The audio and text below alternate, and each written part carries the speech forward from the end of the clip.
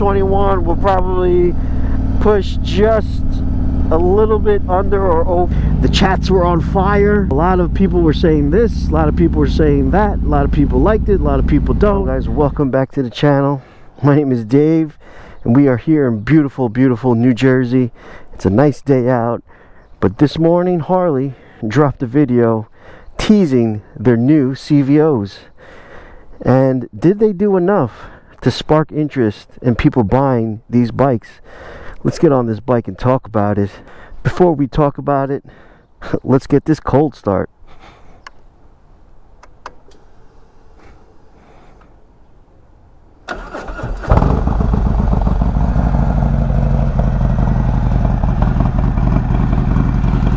Woo!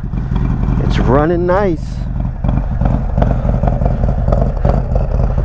It's a little dirty, but it's running nice. Alright, let's get on this bike and let's talk about them CVOs.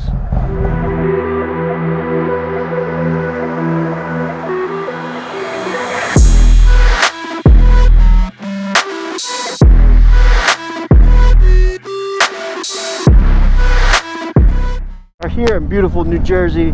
Took a ride. So let's talk about this video that dropped. Now this video dropped almost, I think it was like 2 a.m. Eastern Standard Time. So around their time was probably almost 12 midnight if they dropped it from Milwaukee. So they teased their new CVOs. So the new CVOs, the Road Glide and the Street Glide, they actually changed up the fairing of the Street Glide and the Road Glide. It's still true to what a Road Glide and Street Glide look like. They added LEDs to it. I like the design of the Road Glide's front light. It's like a singular line across. I don't know if those LEDs around it light up as the signals. Who knows? The Batwing fairing, I do like the Batwing fairing too. It is a Batwing fairing. They just added some LEDs to it. Like I said, now we don't know if those LEDs light up or not. But the styling of it, I feel like, you know, it doesn't fall too far away from what the actual CVO, Road Glide and Street Glide look like now. I watched the video a couple times. I noticed also, if you freeze framed it, they might have put inverted front forks on the new models. There's I should take a little screenshot of it and I'll show you. Of the Road Glide, it looked like it had an inverted front fork. That would be a nice upgrade that they did. The stock suspension on these bikes aren't great. You do have to upgrade them. That would be a nice touch. I don't know. I couldn't see if it was a monoshock or was it a traditional two shocks like it had on the Harleys now. Hopefully they updated to a monoshock that they have in the Softails. That would be a nice upgrade. Didn't show any colors. It was all in the dark. You best you can see the lights, the back lights. It looked like two brackets, like two parentheses. I don't know if I like that or not. It did have the short bags with the speaker in it, like all CVOs do. So the lighting, hopefully we got LEDs. Hopefully we got, you know, all the upgrades that people have been yearning for. They're probably going to start top down. So from the CVOs, you know, you're going to get all the bells and whistles, and then a few years later, which is probably, I would say, a year or 2 years later, you're going to get, you know, a standard, and you're going to get a special with the same setup, and hopefully the same setup. Maybe get a stretch bag on the special still. The infotainment system, you didn't see any, you barely saw the infotainment system. It just looked like a bright parallelogram, and on the angle they showed you. Hopefully the screen is nice and bigger than this I think it's a 5.6. You know, they do have a little room if they kept the same ergonomics of the fairing. Maybe they don't have the gauges anymore. Maybe it's longer like the BMW one.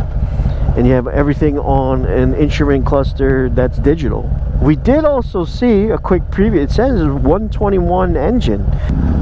The 121, it's going to be an air-cooled Milwaukee 8. I wouldn't blame them if they did it. You know, I don't think that RevMax engine is probably, it's not ready for the big time yet. They're probably still working out all the kinks, because the past year or two, I felt like a lot of people that had those Pan America engines, after a certain amount of miles, you know, they were failing. So they have to fix out and sort that. And I don't blame Harley for not throwing that in there right away, even though I want them to, because at the end of the day, you know, you have the technology for it. Why not put the RevMax engine in there, you know, and update everything. It's water cooled, liquid cooled, and it's ready for the street. But you know, and these are the flagship of Harley, these big touring models. So I don't blame them for not just throwing them in there right away. You know, they're working out the kinks, and plus they would have to change the whole frame. You got to go to a mono shop. Is it part of the stress member of the frame? Is it, you know, it's a whole new design.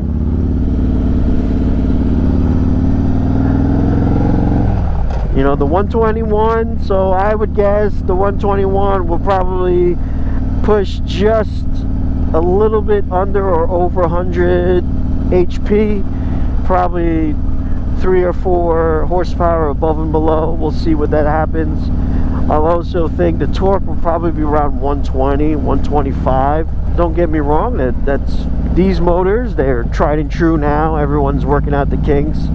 People are understanding how to, you know, if you need to modify them, what to use, where the weak points are. So people are understanding what needs to be done to these motors. And that's not just, you know, secondary shops. As much as you think Harley doesn't listen to their customers, they do. They know where to beef up, what they need to beef up, and everything. That's a good thing.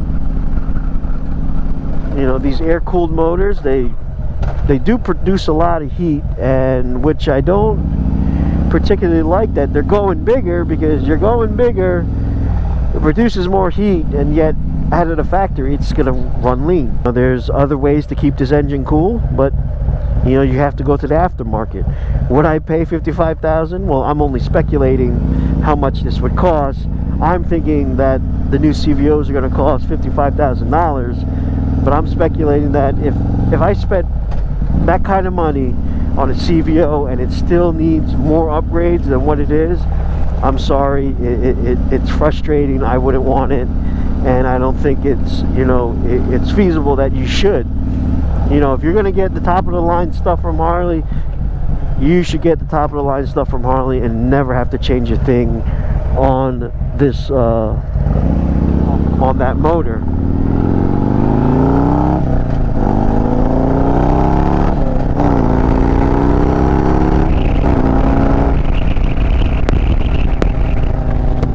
Woo!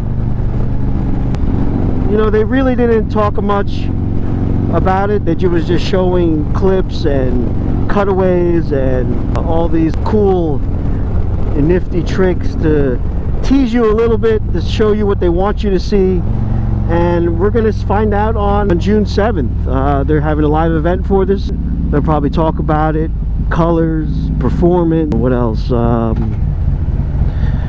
you know, what new things that are on it, and you know, did it create enough buzz for people to be excited? I think it did. But now thinking about it, do you think Harley released those images on purpose? Last time someone leaked those images when they were building the new CVOs. I don't know. Maybe they did, maybe they didn't. I've heard that the people that leaked those images, they were actually terminated. I guess we'll never know. The price, I feel like it's going to be a $55,000 bike, and hopefully if you're paying $55,000, they are going to give you everything they got. I mean, $55,000, with $55,000 I could buy the car that my wife really wants. I mean, I could buy the car that I really want.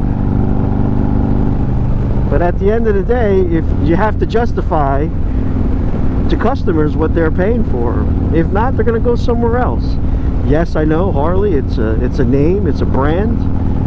You know, you can't duplicate it, but you know, as a consumer, man, you got to make sure the price is justified.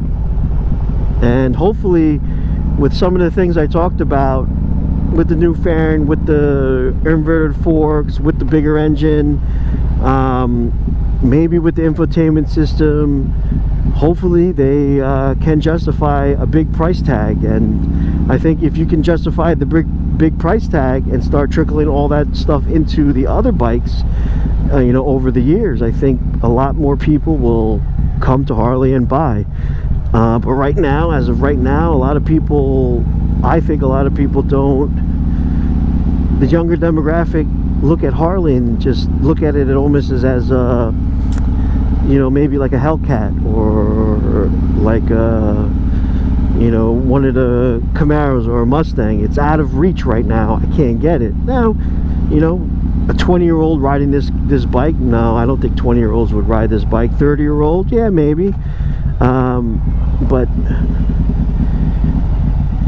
you know, they really have to justify the price and everything in order to keep the younger demographic coming into Harley.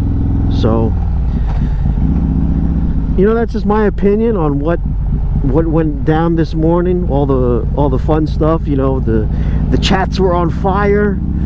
You know, a lot of people were saying this, a lot of people were saying that, a lot of people liked it, a lot of people don't. But you know, that's what Harley was aiming for, was basically to get those chats started again. And on June 7th, maybe we'll figure out everything that they did with the CVO, and then in the anniversary party, who knows, maybe they drop something else, something radical. But knowing Harley, small steps at a time, that's how they roll. So I don't expect that much from them. But anyway, guys, hope you liked today's video, guys. If you do, please hit that like button. If you do like this video, please hit that subscribe button. And if you do subscribe, please hit that bell notification. Every time I upload something, the good old YouTube will let you know. So I'm back home. We just took a little short ride around town, talk about this CVO preview. It looks like it's about to rain. But anyway, I'll see you next time. Peace.